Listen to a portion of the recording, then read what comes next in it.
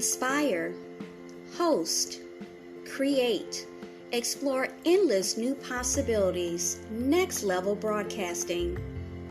If you haven't heard about Anchor by Spotify, it's the easiest way to make a podcast with everything you need all in one place. Let me explain. Anchor has tools that allow you to record and edit your podcast right from your phone or computer. When hosting on Anchor, you can distribute your podcast on listening platforms like Spotify, Apple Podcasts, and so many more. It's everything you need to make a podcast in one place. And best of all, Anchor is totally free. Download the Anchor app or go to Anchor FM to get started.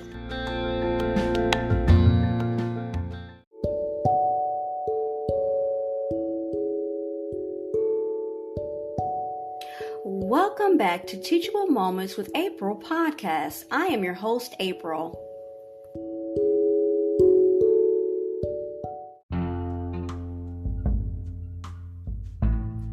Dental Herbalism, Natural Therapies for the Mouth by Leslie M. Alexander and Linda A. Straub Bruce.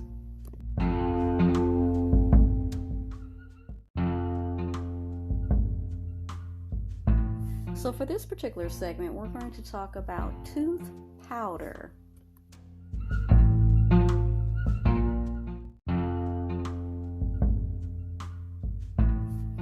Most of us didn't grow up using tooth powders and don't yet appreciate their usefulness or their advantages.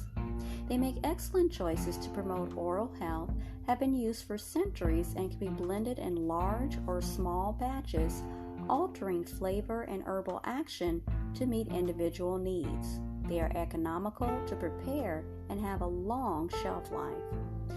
Baking soda can be used as a simple tooth powder or as the primary ingredient of a basic formula.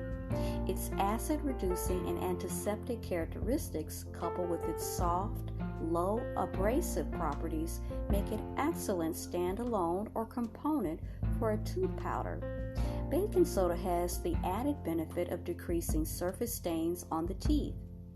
After choosing herbs to use in a customized tooth powder, perhaps the next most important consideration is to ensure that the herbs we select are powdered finely enough to avoid abrading the teeth and the gums. With time and effort, small amounts of herb may be powdered using a mortar and pestle, but this is slow work. It's unlikely that blenders will powder herbs sufficiently, although a Vitamix blender can often accomplish this task. Herbal suppliers can and do offer dried herbs in powdered form, and when purchased from a reputable supplier, these powders are easy to work with and blend effectively.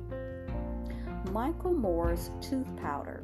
Renowned American herbalist Michael Moore influenced, taught, one way or another, reached many practicing herbalists in the U.S. and abroad. His work often emphasized the materia medica of the Southwest and helped in bringing it into mainstream botanical medicine. Moore created several tooth powders, one of which we included here.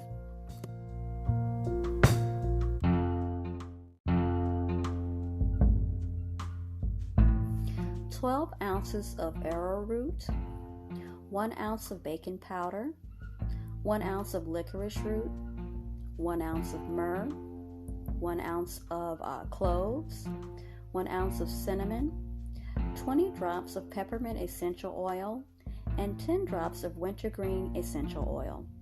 The herbs in this formula are finely powdered, blended, and stored in a sealed glass jar. Moore's recipe provides a sound starting point for an excellent all-around tooth powder. Note the following possible substitutions. Baking soda can be substituted for baking soda can be substituted for baking powder.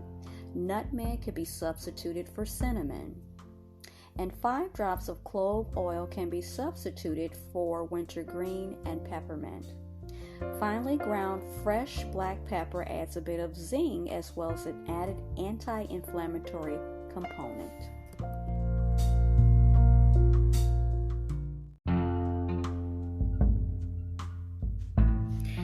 Next time on Dental Herbalism, we'll be talking about dental scrubs and rinses.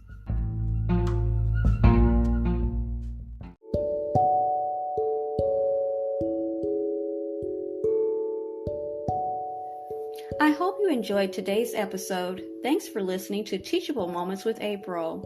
If you did enjoy this episode, I invite you to come right back to check out my podcast and my other episodes.